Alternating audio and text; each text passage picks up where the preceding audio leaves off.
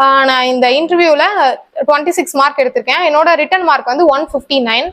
இன்டர்வியூல 26 மார்க் எடுத்திருக்கேன். டோட்டலா 185 மார்க்ஸ் எடுத்திருக்கேன். நம்ம இந்திய நீதித்துறையோட சிறப்பா நீங்க எதை நினைக்கிறீங்க அப்படின்னு சொல்லி கேட்டிருந்தாங்க. இந்த கொஸ்டின் எனக்கு முதல் நாள் மார்க் இன்டர்வியூல சார் கேட்டிருந்தாங்க. இருக்கு நம்ம உள்ள போனதுமே வந்து ஜட்ஜ் நம்மள அனலைஸ் பண்ணுவாங்க. இவங்க என்ன மாதிரி ட்ரெஸ் பண்ணிருக்காங்க, இவங்க வந்து கொஞ்சம் நம்மள ஒபே பண்ணுவாங்களா மாட்டாங்களா இதெல்லாமே பார்ப்பாங்க.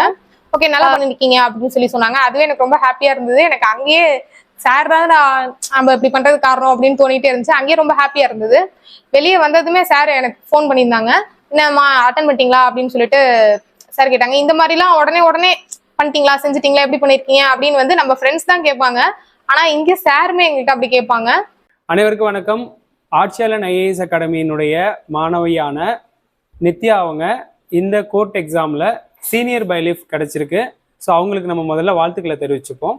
வாழ்த்துக்கள் நித்யா. தேங்க்யூ. ஓகே, ஸோ இப்போ இவங்க அவங்களுடைய ப்ரிப்பரேஷன் ஸ்ட்ராட்டஜி சொல்லுவாங்க. இவங்கள மாதிரி நம்மளுடைய பயிற்சி மையத்திலிருந்து கிட்டத்தட்ட 15 நபர்கள் தேர்வு எழுதி தேர்வில் பணி கிடைச்சிருக்கு. அவங்களுடைய 15 பேருடைய ஒவ்வொரு நேர்காணலும் ஒவ்வொருத்தரும் வழங்கும் பொழுது உங்களுக்கு வீடியோவாக வரும். ஸோ இப்போ ஒவ்வொருத்தருடைய ஸ்ட்ராட்டஜியும் அவங்க பகிர்ந்துப்பாங்க. ஸோ அதனால இப்போ அவங்களுடைய அனுபவங்களை உங்கள்கிட்ட இப்போ பகிர்ந்துப்பாங்க. குட் மார்னிங் ஃப்ரெண்ட்ஸ், என் பேர் நித்யா. நான் வந்து இப்போ நடந்து முடிஞ்ச MHC தேர்வில் வந்து சீனியர் பாலிஃபா செலக்ட் ஆயிருக்கேன். நான் வந்து பெரம்பலூர் தான், விழுப்புரம் கோர்ட்டில் எனக்கு சீனியர் பாலிஃப் ஜாப் கிடைச்சிருக்கு. நான் இங்கே வந்து ஜாயின் பண்ணும்போது எக்ஸாம் முடிச்சுட்டு ரிசல்ட் வந்ததுக்கு அப்புறம் தான் நான் ஜாயின் பண்ணேன். கரெக்டாக ஒரு 1 மந்த் டைம் தான் இருந்திருக்கும். ஆனால் சார் வந்து எங்களுக்கு அதில் நிறைய விஷயம் சொல்லி கொடுத்தாங்க. ஒவ்வொரு விஷயமுமே எங்களுக்கு ரொம்ப புதுசாக இருந்தது. எப்படிலாம் படிக்கணும் அப்படிங்கிறத பற்றி சார் சொல்லுவாங்க. ஆனால் வந்து அதை எவ்வளோ ஸ்ட்ரெஸ் இல்லாமல் படிக்கணும் அப்படிங்கிறத நான் சார்கிட்ட இருந்து தான் கற்றுக்கிட்டேன். எங்களுக்குள்ள நடக்கிற அந்த இது வந்து டிஸ்கஷன் வந்து ஒரு ஸ்டாஃப் டீச்சிங் இது மாதிரியே இருக்காது. நாங்கள் ஒரு ஃப்ரெண்ட்ஸ்குள்ளே டிஸ்கஸ் பண்ணிட்டு எப்படி இருக்குமோ அப்படிதான் இருக்கும். நான் இந்த இன்டர்வியூக்காக தனியாக எதுவுமே படிக்கல. சார் சொல்லுவார், நாங்கள் கேட்டுப்போம். இல்லாட்டி எங்களுக்கு தோன்ற டவுட்டை நாங்கள் சார்கிட்ட சொல்லுவோம். சார் எங்களுக்கு அதை பற்றி கொஞ்சம் எங்களுக்கு அந்த டவுட் எப்படி கிளியர் பண்ணுவோம் அந்த மாதிரி கிளியர் பண்ணுவாங்க. மோஸ்ட் ஆஃப் எங்களோட கிளாஸ் வந்து டிஸ்கஷனாக தான் போவோம். மார்னிங்கே சார் வந்து 6:15 கிளாஸை போட்டுருவாங்க. நாங்கள் அதை பற்றி கிளாஸ் அட்டன் பண்ணுவோம். டெய்லியுமே வந்து கரண்ட் ஈவெண்ட்ஸ் தான் சார் சொல்லிட்டு இருப்பாங்க. ஃபர்ஸ்ட் அந்த கரண்ட் ஈவெண்ட் அது ரிலேட்டடான இஷ்யூஸ் அது எப்படி கேட்கலாம், அதை கேட்டால் நம்ம எப்படி சொல்லணும் அப்படிங்கிறத பற்றி சொல்லுவாங்க. அதெல்லாம் வந்து ரொம்ப யூஸ்ஃபுல்லாக இருந்தது. அதே மாதிரி இன்டர்வியூக்கு போகும்போது எப்படிலாம் ட்ரெஸ்ஸிங்ஸ் இருக்கணும், எப்படி பிஹேவியர் இருக்கணும், எப்படி பேசணும், எப்படி அவங்களுக்கு ஒபே பண்ணணும், இதை பற்றிலாம் சார் சொல்லுவாங்க. எந்த ஒரு விஷயத்துக்குமே படிக்கிறதுக்குன்னு நான் தனியாக டைம் ஸ்பெண்ட் பண்ணல. இந்த இன்டர்வியூக்காக சார் வந்து எங்களை அப்பப்பவே அவங்க அந்த இதை பற்றி சொல்லும் போதே எங்களை ட்ரெயின் பண்ணிடுவாங்க. இந்த மாதிரி சொல்லணும், நீங்கள் இந்த மாதிரி கொஞ்சம் ஆர்டர் போடுற மாதிரி சொல்கிறீங்க, அதை கொஞ்சம் குறைச்சிக்கோங்க, ஸ்பீடாக பேசுகிறீங்க, அதை குறைச்சிக்கோங்க, அந்த மாதிரிலாம் சொல்லுவாங்க. அதெல்லாமே வந்து எங்களுக்கு ரொம்ப யூஸ்ஃபுல்லாக இருந்துச்சு.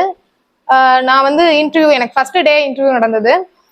அந்த ஃபர்ஸ்ட் டே இன்டர்வியூவில் எப்படி என்ன மாதிரி கேள்வி கேட்பாங்க அப்படிங்கிற எனக்கு எந்த ஐடியாவுமே கிடையாது. ஆனால் அந்த ஐடியா எல்லாமே எங்களுக்கு ஃபர்ஸ்டே சார் வந்து இந்த மாதிரி கேட்பாங்க அந்த மாதிரி கேட்பாங்க அப்படின்ட்டு ஒரு கொஸ்டினுக்கு எப்படி ஆன்சர் பண்ணணும்னே சொல்லுவாங்க. எக்ஸாம்பிள் வந்து இப்போ வந்து நீங்கள் வந்து பெரம்பலூர்லேருந்து வரீங்க அப்படின்னா பெரம்பலூர் பற்றி சொல்லுங்க அப்படின்னு சொல்கிறாங்க அப்படின்னா நீங்கள் என்னென்னலாம் சொல்லுவீங்க அந்த மாதிரி கேட்பாங்க. தெரிலனாலும் நீங்கள் இப்போவே ப்ரிப்பேர் பண்ணிட்டு வாங்க, நான் உடனே கேட்பேன் அப்படின்னு சொல்லுவாங்க. அதே மாதிரி உடனே கேட்பாங்க. நெக்ஸ்ட் டைம் நம்மள்ட்ட கேட்கும்போது இந்த கேள்வி தான் கேட்பாரு அப்படின்னு நம்ம நினச்சி ப்ரிப்பேர் பண்ணி வருவோம். ஆனால் சார் வந்து இந்த மாதிரியான கொஸ்டின் கேட்க மாட்டாங்க. அடுத்து ஒரு கொஸ்டின் கேட்பாங்க. சார் நீங்கள் அது தானே சொன்னீங்க, நான் இதை ப்ரிப்பேர் பண்ணல அப்படின்லாம் சொல்லக்கூடாது, நீங்கள் எப்படியா இருந்தாலும் அதை பற்றி எல்லாமே படிச்சு வச்சிருக்கணும் அப்படின்னு சொல்லுவாங்க. அதே மாதிரி நிறைய விஷயத்த சார் இந்த மாதிரியே எங்களுக்கு சொல்லுவாங்க. அதே ஒருத்தருக்கு இன்டர்வியூ அட்டன் பண்ணும்போது மற்ற எல்லாருமே சுற்றி அதை கவனிச்சுட்டு இருப்போம்.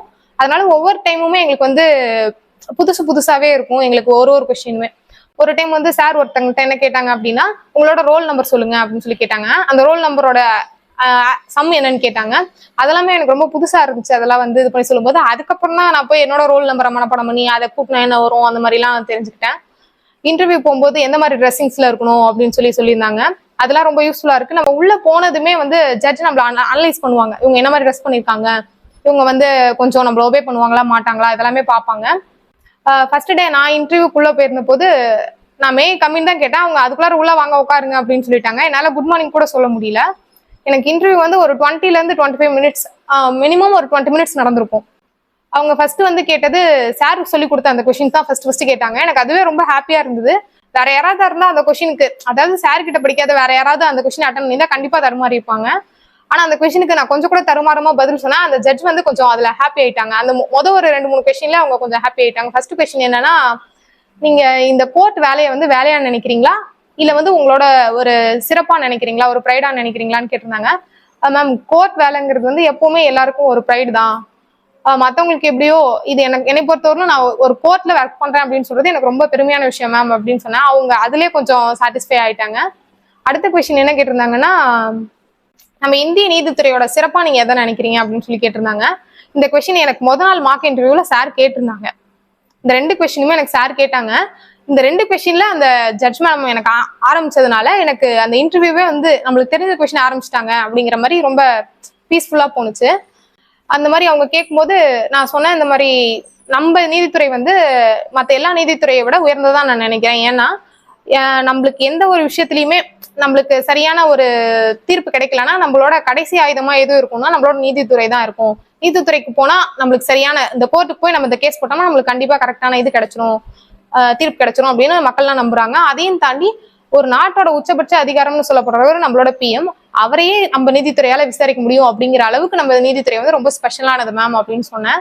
அதுல அந்த ஜட்ஜ் மேம் ரொம்ப ஹாப்பி ஆயிட்டாங்க. அதுக்கப்புறம் என்கிட்ட இன்னும் ஒரு சில கொஸ்டின்ஸ் எல்லாம் கேட்டாங்க. கிட்டத்தட்ட ஒரு 15-20 கொஸ்டின்ஸ் கேட்டிருப்பாங்க. அது அந்த மாதிரி நிறைய கொஸ்டின்ஸ் கேட்டாங்க. அதுல ஒரு கொஸ்டின் வந்து என்னன்னா, ரூம் டெம்பரேச்சர்ல திரவமா இருக்கிற உலோகம் எது அப்படின்னு சொல்லி கேட்டாங்க. பாதரசம்னு சொன்னேன். அப்புறம் உலகிலே ரொம்ப கடினமான பொருள் எது அப்படின்னு சொல்லி கேட்டிருந்தாங்க. வைரம் அப்படின்னு சொன்னேன். டக்குன்னு உடனே உடம்புல கடினமான பகுதி எது அப்படின்னு சொல்லி கேட்டிருந்தாங்க. நம்மளோட பல்லுல இருக்க எனாமல் மேம் அப்படின்னு சொல்லி சொன்னேன். அந்த மாதிரி கேட்டுட்டே இருக்கும்போது இடையில ஒரு கொஸ்டின் இருந்துட்டு மேம் என்ன கேட்டாங்கன்னா, நீங்க இந்தியாவிலே ஹையஸ்ட் பீக் எது அப்படின்னு சொல்லி கேட்டிருந்தாங்க. நம்ம இதுக்கு ப்ரிப்பேர் பண்றதுனால அது காட்வின் ஆஸ்டின்னு எனக்கு தெரிஞ்சிருந்துச்சு. நானும் டக்குன்னு சொல்லிட்டேன் கார்கனுச்சு. சார் சொல்லுவாரு, எப்பவுமே வந்து நம்ம அவங்களுக்கு ஒபே பண்ற மாதிரி இருக்கணும், அவங்க கிட்ட போய் ஆர்குமெண்ட் பண்ணிட்டு இருக்க கூடாது, அந்த மாதிரிலாம் பண்ணா நம்ம அவங்கள அப்போஸ் பண்ணி பேசுறோம் அப்படிங்கிற மாதிரி ஆயிடும். அதனால அவங்க ஏதாவது சொன்னா கூட நீங்க ஒத்துக்கிறேன் சரி அப்படிங்கிற மாதிரி தான் சொல்லணும் அப்படிங்கிறத சார் முதல்ல சொல்லியிருந்தாங்க. அது எனக்கு அங்க டக்குன்னு சார் சொன்னது அங்க ஞாபகம் வந்துச்சு. அதனால நான் உடனே அந்த இடத்துல ஓகே மேம், நான் தெரியல எனக்கு, நான் நெக்ஸ்ட் டைம் கரெக்டாக தெரிஞ்சுக்கிறேன் அப்படின்னு சொல்லிட்டேன். அதுல அந்த மேம் கொஞ்சம் ஓகே இது நம்ம சொன்னா கேட்கும் போல அந்த பொண்ணு அப்படிங்கிற மாதிரி ஒரு இதுக்கு வந்துட்டாங்க. இதே மாதிரி நிறைய கொஸ்டின்ஸ் கேட்டாங்க. அப்புறம் அங்கேயே வந்து ஜட்ஜ் மேம் என்ன சொன்னாங்கன்னா, ஓகே நீங்க நிறைய படிச்சு இந்த இதெல்லாம் முடிச்சிட்டீங்க, அடுத்து நம்ம ரீடிங் போவோம் அப்படின்னு ஒரு 15 கொஸ்டின் கேட்டுட்டு அப்புறம் தமிழ்ல ஒரு பேசேஜ் ரீட் பண்ண சொன்னாங்க. அதே மாதிரி இங்கிலீஷ்லயும் ஒரு பேசேஜ் ரீட் பண்ண சொன்னாங்க. அதெல்லாம் ரீட் பண்ணோம். ஓகே நல்லா பண்ணிருக்கீங்க அப்படின்னு சொல்லி சொன்னாங்க. அதுவே எனக்கு ரொம்ப ஹாப்பியா இருந்தது. எனக்கு அங்கேயே சார் தான் நம்ம இப்படி பண்றது காரணம் அப்படின்னு தோணிட்டே இருந்துச்சு. அங்கேயே ரொம்ப ஹாப்பியா இருந்தது. வெளியே வந்ததுமே சார் எனக்கு ஃபோன் பண்ணியிருந்தாங்க, என்னம்மா அட்டன் பண்ணிட்டீங்களா அப்படின்னு சொல்லிட்டு சார் கேட்டாங்க. இந்த மாதிரிலாம் உடனே பண்ணிட்டீங்களா, செஞ்சுட்டீங்களா, எப்படி பண்ணிருக்கீங்க அப்படின்னு வந்து நம்ம ஃப்ரெண்ட்ஸ் தான் கேட்பாங்க. ஆனா இங்க சாருமே எங்ககிட்ட அப்படி கேட்பாங்க. நான் உடனே வெளியில வரும்போதே எல்லா கொஸ்டின்ஸுமே எண்ணிக்கிட்டே வந்தேன். சாருக்கு இந்த மாதிரி எல்லாம் கேட்டாங்க, நீங்க கேட்ட கொஸ்டின் இவ்வளவு வந்துச்சு சார், அந்த மாதிரி எல்லாம் சொல்லணும்னு யோசிச்சுக்கிட்டே வந்தேன். அதே மாதிரி சார் சொன்னேன். சார் ரொம்ப ஹாப்பியா இருந்தாங்க. சார் சொல்லுவாங்க, அம்மா நீங்க இப்படி சொல்றதே எங்களுக்கு நான் ரொம்ப ஹாப்பியா இருக்கு, நீங்க எல்லாருமே நல்லா பண்ணிருக்கீங்கன்னு சொன்னீங்க, உங்களுக்கு கண்டிப்பா வேலை கிடைச்சிரும் அப்படின்னு தான் சார் சொன்னாங்க.